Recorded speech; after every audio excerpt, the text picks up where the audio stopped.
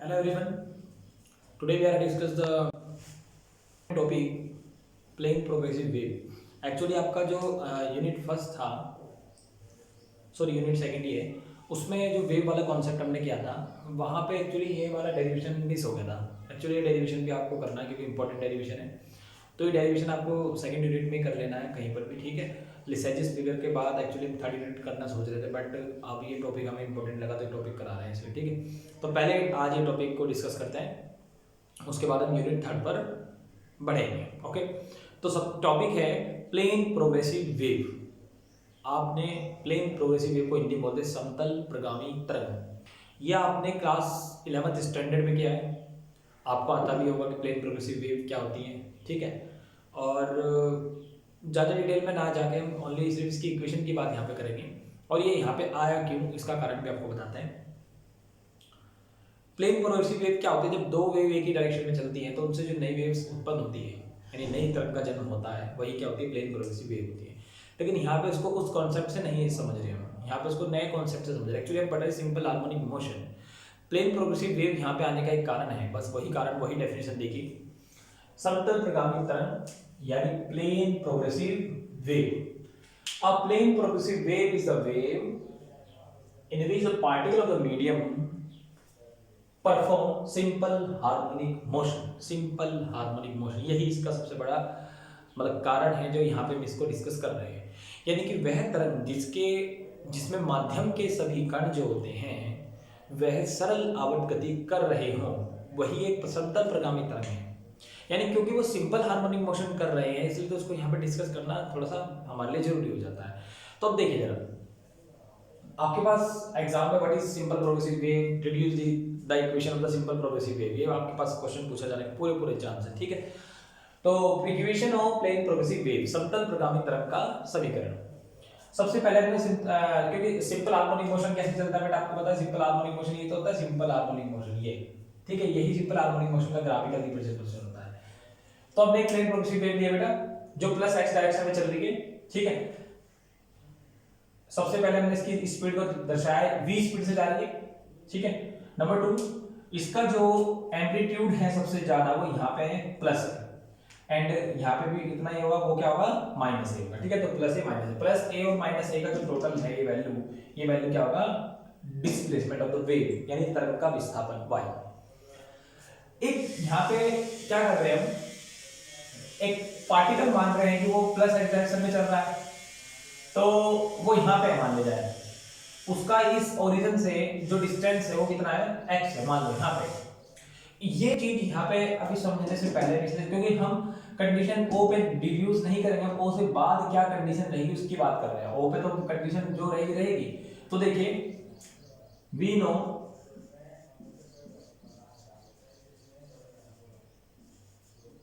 y is equal to a sin omega t, हम जानते हैं y equal to a omega sin t plus एक direction में। अब यहां पर ओमेगा तो ओमेगा रहने दो, बस इस पे थोड़ा सा काम करना है टी पे। अब मेरी बात को जरा ध्यान से सुनिए, देखिए यहां पे पार्टिकल x डिस्टेंस ट्रेवल करके p पे पहुंचता है और कितनी स्पीड से पहुंचता है? v स्पीड से पहुंचता है। यहां पर जो टाइम है वो कितना है बेटा? t, ठीक है। सपोज ऐसे मान लो यहां पे पहुंचने में उसे टोटल जो टाइम है टी है, टोटल टाइम है ओमेगा टी। यहां पे पहुंचने पे उसे मान लो सपोज 2 सेकंड लगे, 0 से पी पे पहुंचने के लिए 2 सेकंड लगे। तो मैं ये जानना चाहूंगा कि वो इनिशियली कहां था, शुरुआत में उसका डिस्प्लेसमेंट की शुरुआत में वैल्यू कितनी थी? तो आप कहेंगे जो उसका टोटल टाइम था वो टाइम इसमें से चला गया, नहीं आई बात में। जब पार्टिकल यहां पहुंच गया पी पर तो इतनी जो वैल्यू चला गया आगे, इतना जो टाइम उसने ले वो टाइम माइनस हो जाएगा, ठीक है, क्योंकि इतना आगे बढ़ गया ना टाइम वो। तो यहां तक तो उसका जो टाइम है वो टी टाइम है, चलो ठीक है, but time taken to reach particle at P तक पहुंचने में टाइम कितना लगेगा भाई जरा बताओ? टाइम इक्वल टू क्या होता है? Distance upon velocity x upon v। Therefore therefore यहाँ पे देखिए ये चीज इंपॉर्टेंट आ रही है, देयरफॉर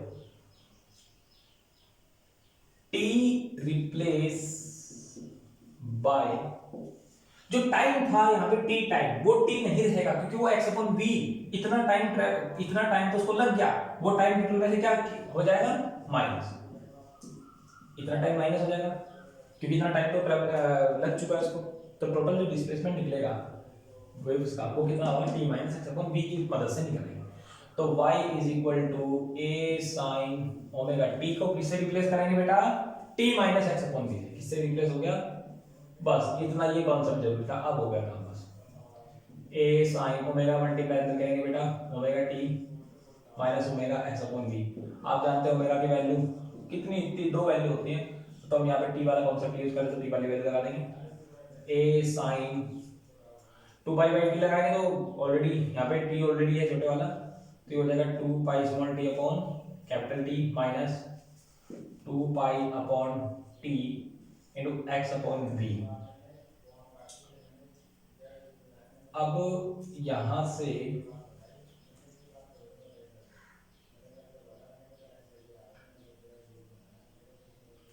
वही क्या करते हैं, 2 पाई अपॉन t तो कॉमन है, ऑलरेडी कॉमन है, v इज इक्वल टू क्या ले सकते हैं आप, यहां से वैल्यू हमें निकालनी है n लैम्डा लें अगर, देखिए क्या होगा, x अपॉन v को थोड़ा सा सॉल्व कीजिए बेटा, x अपॉन v में क्या वैल्यू ले सकते हैं हम, x अपॉन v,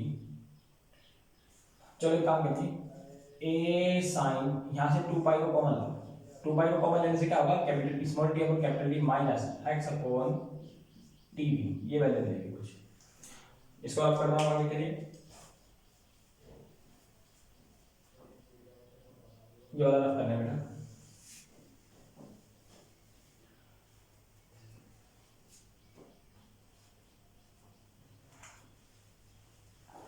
अब देखिए आप जानते हैं जो वेलोसिटी ऑफ वेव होता है कितना होता है, v equal to n lambda, और n की वैल्यू क्या होती है 1 अपॉन t, तो v equal to lambda upon t भी तो लिख सकते हैं, लिख सकते हैं ना, तो ये बन जाएगा a sine 2 pi small t upon capital T, यहाँ से हम कैपिटल T ले भी सकते हैं x upon t into v की वैल्यू लगाएंगे लैम्डा अपॉन t, t से t कैंसिल, क्लियर। अगर हम चाहें,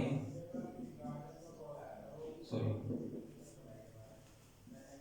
यहां से t की वैल्यू निकालते हैं, है ना, t की वैल्यू, तो t की वैल्यू क्या है लैम्डा अपॉन v, यहाँ पे लैम्डा अपॉन v आ जाएगा ना, ध्यान दो t की वैल्यू कितनी है, t ऊपर जाएगा v नीचे आएगा, लैम्डा अपॉन v घूमकर ऊपर चला जाएगा, तो vt upon lambda minus x upon t lambda, clear. यहां से आप लैम्डा कॉमन लेंगे बेटा नीचे से, तो लैम्डा कॉमन आ गया, अंदर क्या बचा vt minus x upon t, clear. And this is a k, अगर आपको याद हो ये क्या होता है k, एंड vt माइनस यहां से कितना बचा आपके पास x लैम्डा अपॉन t को तो हमने बना दिया x से, ठीक है, vt माइनस x, यहाँ से एक्चुअली t हट गया था, हाँ सॉरी सॉरी बेटा थोड़ा सा मिस्टेक हो गया, यहाँ पे क्या आएगा v equal to lambda upon t लगाना, लैम्डा अपॉन t, तो t से t कैंसिल हो गया बेटा, ये वाला t तो कैंसिल हो गया, तो बचा ही नहीं, जब ये नहीं बचा तो ये तो बाहर आ गया, कॉमन आ गया, तो vt माइनस x। अब यहां से v इक्वल टू होता है लैम्डा बाई t, तो लैम्डा इनटू, मैंने आपको एक रिलेशन और भी बताया था k में और ओमेगा में,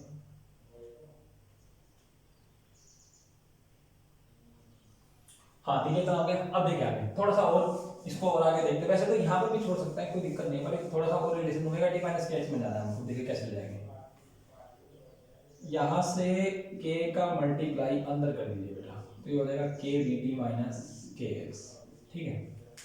अब देखिए यहाँ से थोड़ा सा रिलेशन,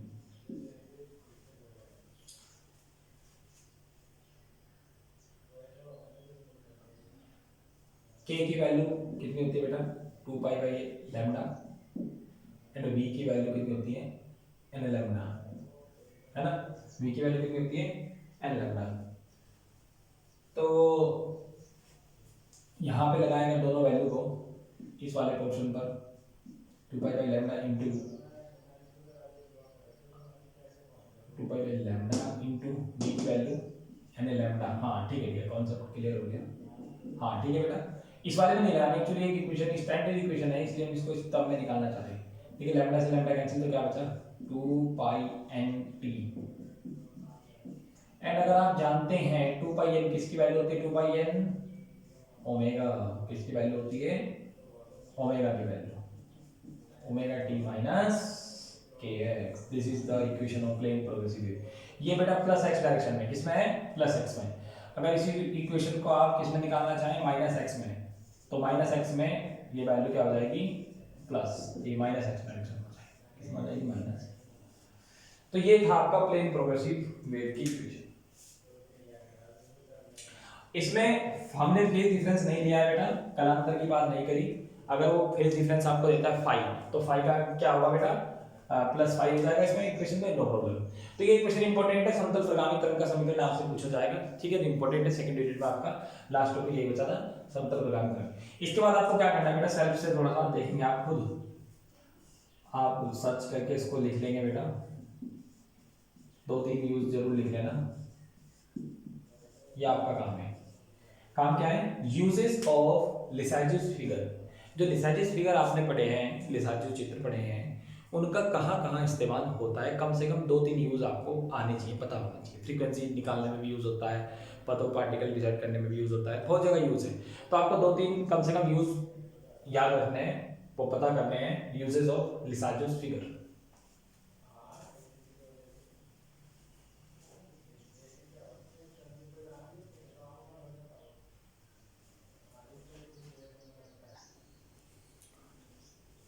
तो देखिए आपने भी देखा प्लेन प्रोग्रेसिव वेव क्या होती है, वो हमने डिस्कस किया। अब बहुत ही मतलब कि ये कह लो कि बहुत अच्छा इंपॉर्टेंट एक टॉपिक क्या, भी नई यूनिट है, यूनिट 3। आज हम इसमें थोड़ा सा आपको ऐसे ही एक्सप्लेन कर रहे हैं, इक्वेशन वगैरह हम कल डिराइव करेंगे इसकी।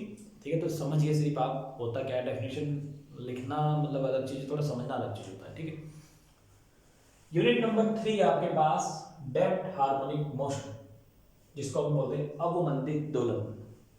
अवमंदित दोलन, डैम्प्ड हार्मोनिक ऑसिलेशन या मोशन को समझने के लिए आपको उससे पहले एक और ऑसिलेशन को जानना जरूरी है। वो ऑसिलेशन है फ्री ऑसिलेशन, जिसको हिंदी में बोलते हैं मुक्त दोलन। देखिए इन सब की डेफिनेशन आपको थोड़ा आइडिया होना चाहिए, क्योंकि अब आप स्टैंडर्ड क्लासेस में हैं तो आप डेफिनेशन को बनाकर भी लिख सकते हैं, कोई दिक्कत नहीं। ठीक है, सबसे पहले समझिए फ्री ऑसिलेशन क्या होता है। मुक्त दोलन, दोलन आपने सुना है क्या होता है, ऑसिलेशन क्या होता है, जब हम किसी पेंडुलम को आपने देखा कि वो ट्विन फ्लो यानी कि आगे पीछे गति करता है, तो जब वो पूरा एक राउंड कवर कर लेता है, पूरा एक राउंड, इधर गया फिर वापस आया, फिर ऊपर गया, फिर नीचे, तो ये तो टोटल वैल्यू आती है, इसी को क्या बोलते हैं, ऑसिलेशन बोलते हैं। ठीक है, सिंपली आप इसको ऐसे समझते हैं, जैसे यहाँ पे पेंडुलम है, यहाँ गया तो पहला रास्ता, फिर ये वापस नीचे आएगा दूसरा, फिर ये इधर जाएगा तीसरा, फिर ये वापस यहाँ आएगा नीचे चौथा। तो इन सब की जो वैल्यू प्लस कर आती है, पहली बार में कितना डिस्प्लेसमेंट, दूसरी बार में, तीसरी बार में, चौथी बार में, तो ये सब का सब, ये जो टोटल वैल्यू है इसको बोलता है वन ऑसिलेशन, एक दोलन हुआ है। क्या हुआ, एक दोलन। फ्री ऑसिलेशन को समझना क्यों जरूरी है, क्योंकि डैम्प्ड हार्मोनिक मोशन यानी ऑसिलेशन को समझने के लिए फ्री ऑसिलेशन समझना बहुत जरूरी है।